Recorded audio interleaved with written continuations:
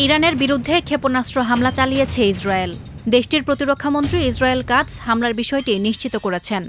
২৮ ফেব্রুয়ারি স্থানীয় সময় শনিবার ইরানের রাজধানী তেহরানের বিভিন্ন স্থানে বিস্ফোরণের শব্দ শোনা গেছে।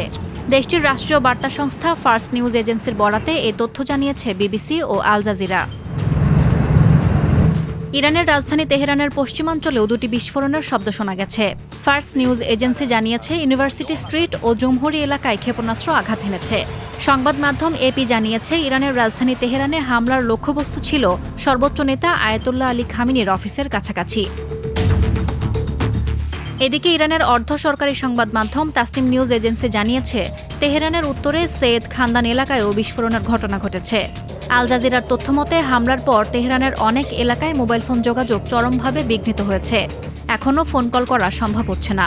এমন পরিস্থিতিতে ইন্টারনেটও শীঘ্রই বিঘ্নিত হতে পারে বলে আশঙ্কা করা হচ্ছে।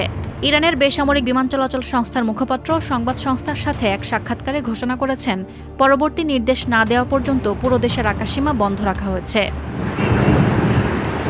যুক্তরাষ্ট্রের একজন কর্মকর্তা আল জাজিরাকে বলেন, যুক্তরাষ্ট্র ও ইসরায়েল ইরানে যৌথ সামরিক অভিযান চালিয়েছে। মার্কিন প্রেসিডেন্ট ডোনাল্ড ট্রাম্পও হামলার বিষয়ে জড়িত থাকার বিষয়টি নিশ্চিত করেছেন। তিনি বলেন, ইরানি শাসনের হুমকি দূর করে আমেরিকান জনগণকে রক্ষা করাই তাদের মূল লক্ষ্য। একই সঙ্গে সম্ভাব্য পাল্টা হামলার আশঙ্কায় দেশজুড়ে সতর্কতা জারি করেছে ইসরায়েলি বাহিনী। একটি জাতীয় ঘোষণা দিয়ে নাগরিকদের নিরাপদ আশ্রয়কেন্দ্রের কাছে অবস্থান রাখতে বলেছেন তারা। জরুরি অবস্থা জারি করে এয়ার রেড সাইরেন বাজানো হয়েছে, যাতে সম্ভাব্য ক্ষেপণাস্ত্র হামলার প্রস্তুতি নেওয়া যায়।